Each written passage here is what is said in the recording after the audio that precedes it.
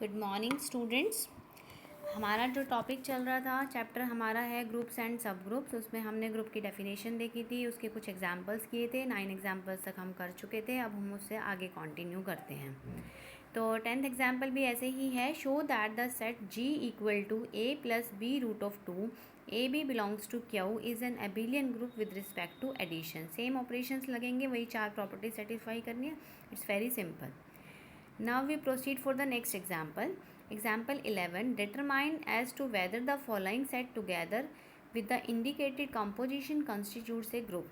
Same ये भी ऐसे ही रहेगा, क्योंकि इसमें जो ऑपरेशन है वो थोड़ा सा चेंज है कि ए बी और सी डी ऑर्डर्ड पेयर में जब हम इनको मल्टीप्लाई करते हैं that is equal to a c and b c plus d. इसका प्रोसेस भी हमारा बिल्कुल सेम चलेगा। जो थोड़ा सा डिफरेंट है मैं आपको वो करवाती हूँ। एग्जाम्पल नंबर 12, ये थोड़ा सा डिफरेंट है, हम इसको करते हैं। Let S be a non-empty set. AS be the set of all 1-to-1 mappings from S to S. Binary operation defined on AS is the composition of mapping. Prove that AS is a group but not an abelian group with respect to composition. देखिए, जो हमारा S set है वो एक non empty है और हमें जो ग्रुप को चेक करना है वो AS के लिए चेक करना है। AS में सभी S to S की 1-1 मैपिंग्स आती हैं। मैपिंग्स हम पहले पढ़ चुके हैं। कंपोजिशन हमारा ऑपरेशन क्या होता है। अगर हम इसमें क्लोजर प्रॉपर्टी की बात करते हैं, क्योंकि हमें पता है कि दो 1-1 मैपिंग की कंपोजिशन भी एक 1-1 मैपिंग होती है, that means AS is close with respect to composition. Associativity की अगर हम बात करें कि फंक्शंस के केस में with respect to composition operation associativity हमेशा होल्ड होती है। कैसे?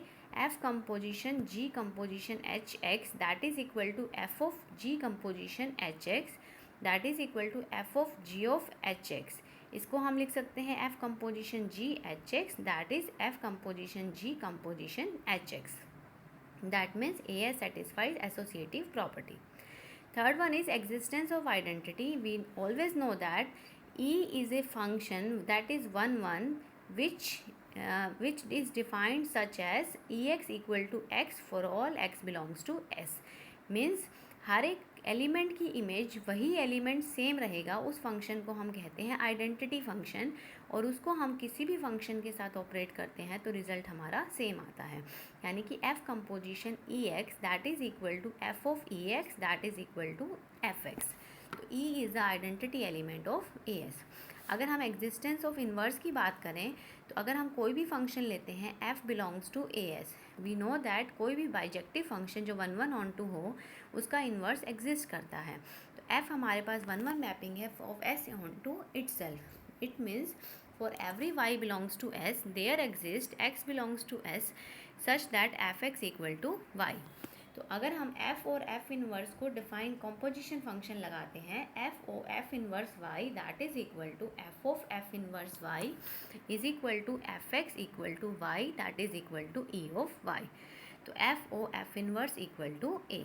जनरली हमें पता है फंक्शंस के केस में F composition G is not equal to G composition F। Therefore we can say AS is a group but not an abelian group.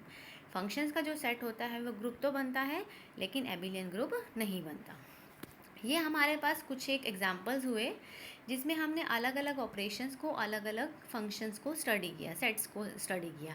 अब हमारे पास दो अलग तरह के ऑपरेशन आएंगे, एडिशन मॉडुलो m और मल्टीप्लिकेशन मॉडुलो m। अब ये कैसे डिफाइन होता है?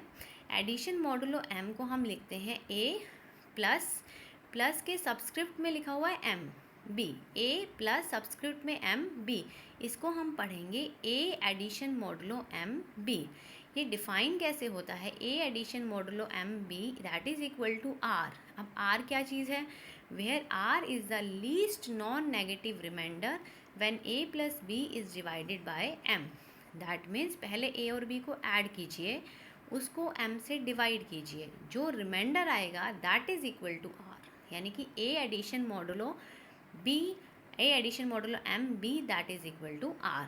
इसको हम अगर एग्जांपल से डिफाइन करना चाहें, अगर मैं लिखूँ 15 एडिशन मॉडुलो 5 और 9 दैट मीन्स 15 प्लस 9 कितना होगा? 24।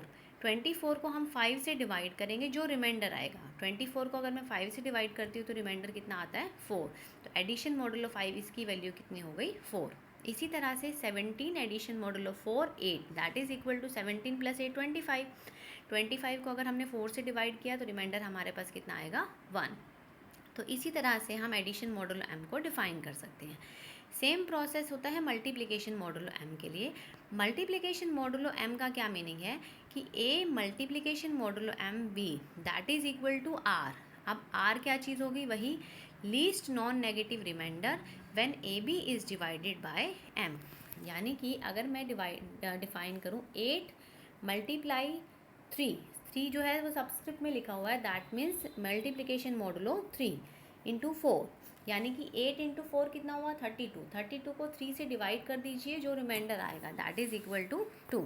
इसी तरह से 9 मल्टीप्लिकेशन मॉडुलो 4 5, तो 9 5 ज़ा 45, 45 को 4 से हमने डिवाइड किया तो रिमाइंडर आ गया 1। इस तरह से हम डिफ़ाइन कर सकते हैं मल्टीप्लिकेशन मॉडुलो m। ये हमने क्यों किया है, क्योंकि हमें ये एक ऑपरेशन है, हम अलग अलग सेट को स्टडी करेंगे with respect to these two operations. अब एग्जाम्पल देखिए, काफ़ी इंपॉर्टेंट है। एस हमारे पास एक सेट है 0 1 2 3 4, इसमें 5 एलिमेंट है 0 से लेके 4 तक। ऑपरेशन हमें दिया हुआ है एडिशन मॉडुलो 5, इस कॉल्ड एडिशन मॉडुलो 5। इसकी डेफिनेशन वही रहेगी, हमें ये शो करना है कि जो ये सेट S है that is an abelian group with respect to addition modulo 5। अब जब भी फाइनाइट सेट होता है तो हम क्या करते हैं, एक कंपोजिशन टेबल बनाते हैं। कंपोजिशन टेबल कैसे बनती है, रो में भी आप सेट के एलिमेंट लिख दीजिए और कॉलम में भी सेट के एलिमेंट लिख दीजिए।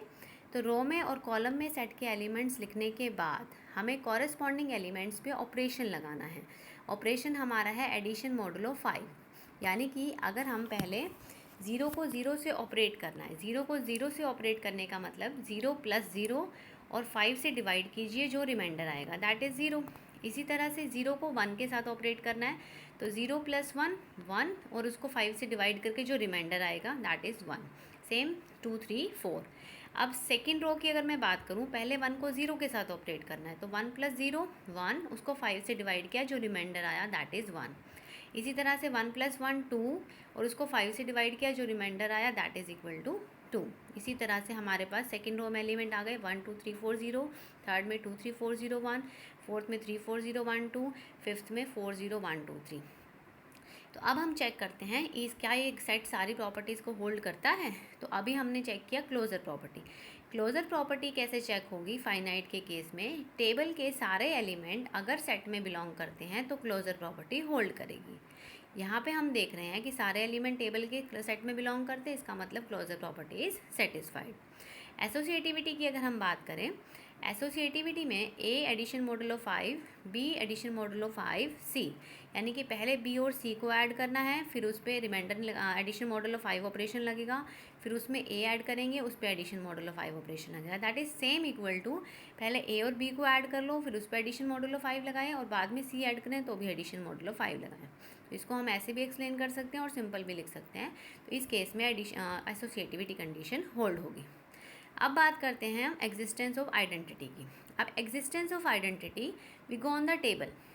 टेबल में देखिए जो सबसे ऊपर वाली रो है जिसमें सेट के एलिमेंट लिखे हुए हैं, वो रो नीचे टेबल की जिस रो के साथ कोइंसाइड करेगी उसका कॉरेस्पॉन्डिंग एलिमेंट। ऊपर वाली जो सेट के एलिमेंट्स वाली रो है वो है 0 1 2 3 4, वो कोइंसाइड कर रही है फर्स्ट रो के साथ 0 1 2 3 4। इसका कॉरेस्पॉन्डिंग एलिमेंट कितना है 0, इसका कॉरेस्पॉन्डिंग एलिमेंट 0 है, इसका मतलब 0 इसका क्या बन गया आइडेंटिटी एलिमेंट। अब हम बात करते हैं इन्वर्स। इन्वर्स के लिए फिर हमें टेबल देखनी पड़ेगी। इन्वर्स कैसे चेक होगा, जहाँ जहाँ पे टेबल में जहाँ जहाँ पे आइडेंटिटी एलिमेंट एग्जिस्ट करता है वो कॉरेस्पॉन्डिंग एलिमेंट एक दूसरे के इन्वर्स है। फर्स्ट रो में फर्स्ट कॉलम में 0 आ रहा है, ये आइडेंटिटी एलिमेंट है, वो किस किस के कॉरेस्पॉन्डिंग है 0 और 0 के, यानी कि 0 का इन्वर्स 0। सेकेंड रो में लास्ट कॉलम में 0 आ रहा है, ये किसके कॉरेस्पॉन्डिंग है 1 और 4 के कॉरेस्पॉन्डिंग, मतलब 1 का इन्वर्स 4। थर्ड रो में लास्ट सेकेंड कॉलम में 0 आ रहा है, वो किसके कॉरेस्पॉन्डिंग है 2 और 3 के कॉरेस्पॉन्डिंग, इसका मतलब 2 का इन्वर्स 3। इसी तरह से 3 का इन्वर्स 2, 4 का इन्वर्स 1। तो हर एक एलिमेंट का इन्वर्स एग्जिस्ट कर गया, that means fourth property also holds. Commutative law, we always know that कि जो सिंपल एडिशन में रिमाइंडर A और B को ऐड करके रिमाइंडर निकालिए या B और A को ऐड करके रिमाइंडर निकालिए, रिजल्ट हमारा सेम आएगा। तो पांचों प्रॉपर्टी सेटिस्फाई होते ही ये हमारे पास एक एबिलियन ग्रुप बन गया। ये ऑपरेशन था हमारा एडिशन मॉडुलो 5। अब हम एक ऑपरेशन करते हैं मल्टीप्लिकेशन के लिए। फॉर एग्जांपल हमारे पास एक सेट है S इक्वल टू 0 1 2 3 4 5 और ऑपरेशन है मल्टीप्लिकेशन मॉडुलो 6। हमें प्रूव करना है कि this is not a group. अब इसको ग्रुप नहीं है, इसका मतलब कम से कम एक ऐसी कंडीशन मिल जाए जो इसमें सेटिस्फाई ना हो। ठीक है, हम बारी बारी से सभी कंडीशंस को चेक करेंगे। तो अब हम देखते हैं। तो हमने सबसे पहले वही कंपोजिशन टेबल बनानी है। कंपोजिशन टेबल बनाने के लिए रो में और कॉलम में सेट के सारे एलिमेंट्स लिख दिए। यहाँ हमने ऑपरेशन लिख दिया, कॉरेस्पॉन्डिंग एलिमेंट्स पे हमने ऑपरेट किया, यानी कि 0 इंटू 0 और 6 से डिवाइड किया, रिमाइंडर 0। 0 इंटू 1 0 और 6 से डिवाइड किया, रिमाइंडर 0।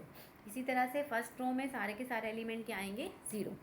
सेकेंड रो में 1 को 0 से मल्टीप्लाई किया, 0 और 6 से डिवाइड किया, रिमाइंडर 0। 1 को 1 से किया, 1 6 से डिवाइड किया, रिमाइंडर 0।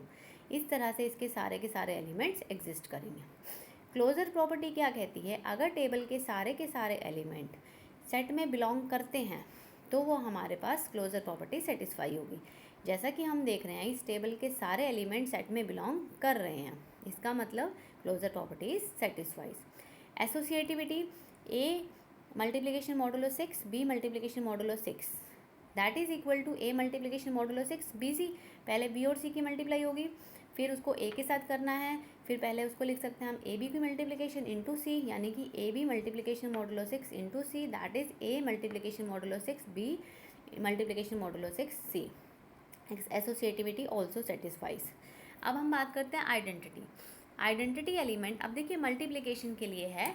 अब मल्टीप्लिकेशन के लिए अब यहाँ पे अगर हम देखें कि टेबल की फर्स्ट रो जो हमारे टेबल के सेट के एलिमेंट्स की रो है वो कोइंसाइड करिए सेकंड रो के साथ, सेकंड रो के साथ कोइंसाइड करिए, सेकंड रो का कॉरेस्पॉन्डिंग एलिमेंट है 1।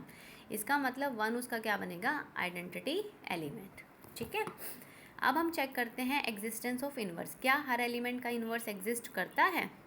अब अगर हम देखें कि इस सेट में एक 0 के कॉरेस्पॉन्डिंग कहीं भी 1 नहीं आ रहा, यानी कि हम 0 को किससे मल्टीप्लाई करें कि रिज़ल्ट 1 आए, ऐसा तो कोई भी एलिमेंट नहीं है। 0 को किससे मल्टीप्लाई करें और फिर रिमाइंडर निकालें तो वो 1 आए, ऐसा कोई भी एलिमेंट एग्जिस्ट नहीं करता। मतलब 0 का इन्वर्स इस सेट में एग्जिस्ट नहीं करता। एक भी एलिमेंट अगर ऐसा है जिसका इन्वर्स सेट में बिलोंग नहीं करता तो हम कहेंगे कि set is not a group. ये आपको शो करना था कि सेट ग्रुप नहीं है।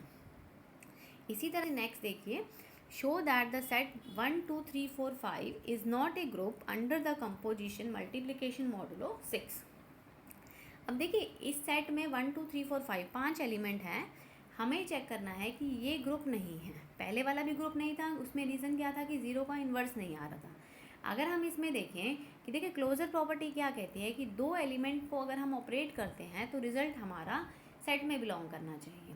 अगर मैं 2 और 3 को ऑपरेट करती हूँ, 2 मल्टीप्लिकेशन मॉडुलो 6 इंटू 3, 2 इंटू 3 6, 6 को 6 से डिवाइड किया, रिमाइंडर कितना आया 0।